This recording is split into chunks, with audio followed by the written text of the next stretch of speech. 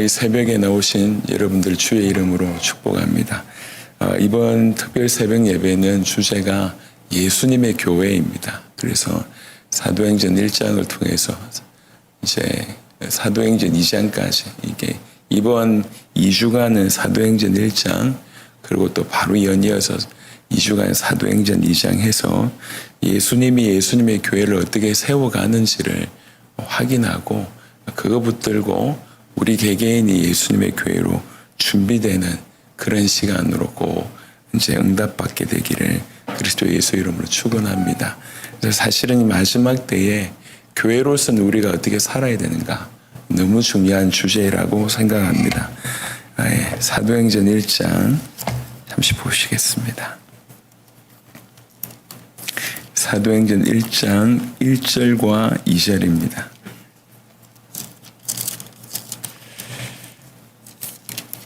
사도행전 1장 1절과 2절에 보면 데오빌로여 내가 먼저 쓴 글에는 무릇 예수께서 행하시며 가르치시기를 시작하신부터 그가 택하신 사도들에게 성령으로 명하시고 성천하신 날까지 이를 기록하였노라. 아멘. 사도행전 1장부터 이렇게 드디어 교회 안에 역사 아래서 어떻게 교회가 등장하는지를 이렇게 쓰는데 먼저 쓴 글 그러니까 그 누가복음에 대한 얘기를 하고 있습니다. 누가가 쓴 그 누가복음의 요약을 하고 있는 것이죠. 그런데 이제 책의 요약이기도 하지만 누가복음과 사도행전의 근본적인 다른 점은 예수님이 이 땅에서 오셔서 친히 지상사역을 한 것이 누가복음이라고 하면 사도행전은 그분이 승천하셔서 부활하시고 승천하셔서 하늘에서 주와 그리스도로 통치하시는 역사가 사도행전이라고 볼 수가 있습니다. 오해가 없으시길 바라는 게 누가복음은 예수님의 사역, 사도행전은 성령의 사역이라고 얘기하시면 어떤 의미에서는 맞을지 모르겠지만 어떤 의미에서는 이게 단절이 표현되거든요. 그러니까 예수님의 사역인데 예수님의 지상 사역과 예수님의 하늘 통치 사역 이렇게 보시는 것이 훨씬 유익합니다. 그래서 누가복음에서는 예수님께서 친히 이 땅에 오셔가지고 육신으로 행하신 사역이었고 사도행전은 드디어 왕위를 등극하셔가지고 하늘에서 성령으로 말미암아 통치하시고 사역하시는 사역이 사도행전이다. 이렇게 봐야지 연속성이 있습니다. 자, 먼저 보시면 사도행전 1장에 무릇 예수께서 행하시며 가르치시기를 시작하신부터 누가복음을 설명하실 때 행하시며 가르치시기를 시작하셨다.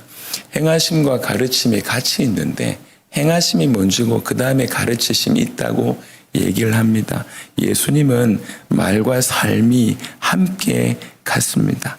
예수님은 그분의 진리를 단순히 설명하는 선생님이실 뿐만 아니라 그 진리를 실현하는 구속자이셨습니다. 예를 들면 예수님이 오셔서 선포했던 메시지의 핵심은 하나님의 나라였습니다. 그러니까 이 행하심과 가르치심이 어떻게 같이 갔냐면 예컨대 병자를 고치면서 하나님 나라의 회복을 보이셨고 그리고 귀신을 쫓아내므로 하나님 나라의 권세를 보이셨고 죄인을 받아주심으로 하나님 나라의 그 은혜를 보이셨고 그 다음에 십자가를 지심으로 사랑과 구속의 진리를 실현하셨습니다. 그래서 예수님의 가르치심은 단순한 추상적인 이론이 아니라 삶으로 살아낸 삶으로 육화된 그런 진리였습니다. 그러니까 이 행하심과 이 가르치심이 같이 가면서 하나님 나라를 설명하신 것이 예수님의 사역입니다. 그 예수님께서 행하시며 가르치시기 시작하신부터 그가 택하신 사도들에게 누구에게 이 말씀을 전하셨냐면 그가 택하신 사도들에게라고 언급되어 있습니다. 그래서 사도의 본질은 택하심이에요. 부르심입니다. 오늘 이 자리에 이제 우리가 교회라고 하는 주제로 앉아 있습니다. 마찬가지로 사도에게도 가장 중요한 것이 부르심이고 택하심이었으면 교회로서 우리 또한 가장 중요한 기본의 배경에 뭐가 깔려 있어야 되냐면 이 부르심이 깔려 있어야 돼요. 택하심이 깔려 있어야 돼요.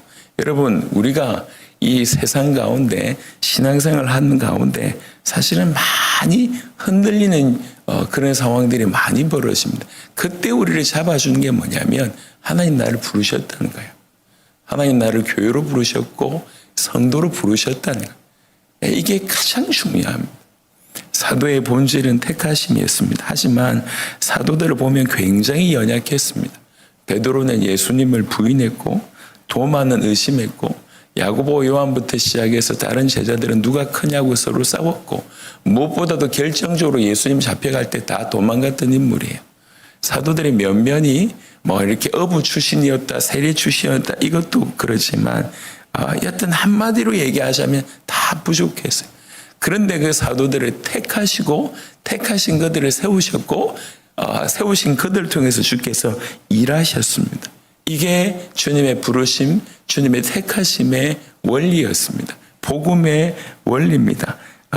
자격이 안 되는 자를 택하셔서 그리고 세우시고 그들을 통해서 일하셨습니다. 그게 예수님께서 행하신 일들입니다. 우리도 마찬가지입니다. 그러니까 우리가 자격이 없고 부족하다라고 우리는 얼마든지 얘기할 수 있지만 주님의 택하신 복음의 원리를 우리에게도 여전히 보여준다고 말씀드릴 수가 있겠습니다. 그래서 주님이 우리를 부르셨다. 이거는 한편으로는 굉장히 특권이고 한편으로는 동시에 굉장히 책임입니다. 여하튼 하나님의 원리가 택하신 사도들에게 있었습니다. 우리 또한 교회로서 제일 중요한 주님이 나를 부르셨다. 오늘 이것 깨닫는 귀한 일이 있으시길 바랍니다. 그리고 나서 그 다음에 성령으로 명하시고라고 하는 구절이 눈에 들어옵니다. 여러분 그냥 예수님이 명하셨다고 얘기해도 되잖아요. 예수님이 명령하셨다고 해도 되는데 성령으로 명하시고라고 하는 표현을 굳이 사용하십니다. 이게 굉장히 중요한 구절입니다. 왜 그러냐면 성령으로 명하시고라고 하는 예수님의 사역이 성령으로 역사하시는 사도행전에 여전히 이어질 것이기 때문에 그렇습니다. 여러분 예수님의 사역을 자세하게 보시면 성령으로 잉태하셨고 성령이 비둘기처럼 임하셨고 성령에 이끌려서 광야에서 시험을 당하셨고 성령의 능력으로 사역하셨습니다. 예수님의 공생애는 처음부터 끝까지 성령 안에서 수행된 메시아 사역이라고 얘기할 수 있습니다. 그러니까 예수님이 사역하셨고 예수님이 성천하신 후에는 성령이 사역하셨고 이게 맞는 얘기 같지만 사실은 굉장히 좀 부족한 얘기예요. 예수님은 처음부터 성령으로 사역하셨습니다. 그러니까 누가복음은 예수님이 성령으로 사역하실 때 이 땅에서 사역하셨고 공생의 기간에는 그리고 사도행전은 예수님이 하늘에 하늘에 오셔서 성천하셔서 왕과 주와 그리스도로 하늘에서 성령으로 사역하신 것입니다. 이렇게 볼 때 그러면 사도행전만 그런 것이 아니라 지금도 마찬가지입니다. 지금도 우리 주님이 주와 그리스도로서 하늘에서 성령으로 지금도 역사하고 계십니다. 이게 구속사입니다. 구속사. 이렇게 흘러가야지 그 안에서 우리를 부르셨다고 한 것들이 이해가 되는 것입니다. 성령으로 지금도 일하시고 계십니다. 그 다음에 성천하신 날까지 일을 기록하였다. 여러분 성천하셨다는 얘기는 하늘로 올리셨다는 얘기인데 이 말을 잘못 이해하면 이제 이 땅에 예수님이 안 계시구나. 성천은 예수님의 부재 선언을 얘기하는 것이 아닌가 이렇게 얘기할 수 있는데 그런 의미가 아니라 십자가와 부활 후에 영광 가운데 올리셨습니다. 이건 마치 뭐로 이해할 수 있냐면 왕위를 등극하신 그런 사건이라고 볼 수가 있습니다. 주님은 주와 그리스도로 통치하시기 위해서 새로운 통치 방식으로 시작하신 사건이 성천의 사건입니다. 땅의 사역에서 하늘 통치로 바뀌는 사건이 성천하신 사건입니다. 그 성천하신 주님은 지금도 현재적으로 통치하고 계십니다. 그래서 누가복음은 아까도 말씀드렸듯이 예수님께서 이 땅에서 사역하시는데 성령으로 사역하셨고, 사도행전은 통치 방식이 바뀐 겁니다. 그분이 승천하셔서 주와 그리스도로 하늘에서 통치하시되 성령으로 통치하시고 성령으로 사역하신 것이 사도행전이고 또 지금이고, 이렇게 연결될 수가 있다고 여러분에게 말씀을 드리는 것입니다. 이게 누가복음의 짧은 정리입니다. 이 누가복음의 짧은 정리를 통해서 지금 우리는 뭘 붙잡아야 되냐면 예수님의 교회라고 하는 주제로 이것을 보기를 시작해야 됩니다. 우리는 반드시 예수님의 교회의 그 은혜를 누려야 될 것이고 예수님의 교회로 이 땅에서 존재해야 될 것입니다. 그래서 예수님의 교회라고 하는 관점에서 잠시만 말씀을 드리면, 예수님의 교회는 예수님이 떠난 뒤에 남겨진 예수님을 추모하는 사람들의 모임이 아니에요.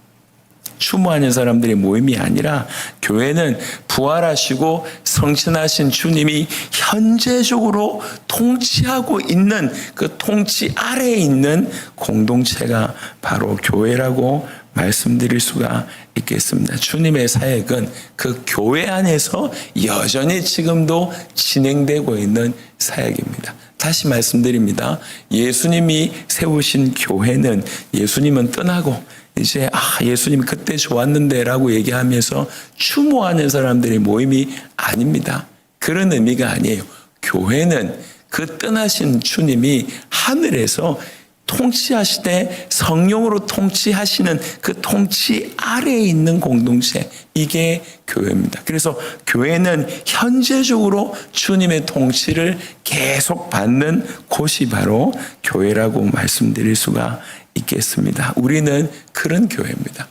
지금도 우리 주님이 성천하신 주님이 지금도 현재적으로 통치하고 있다고 믿고 그 통치 아래에 하나가 되어 있는 공동체, 그게 교회입니다.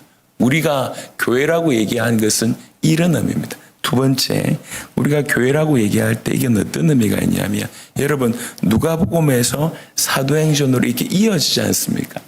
분명히 방식은 바뀌었지만 연속성이 있다는 거죠. 이게 구속사입니다.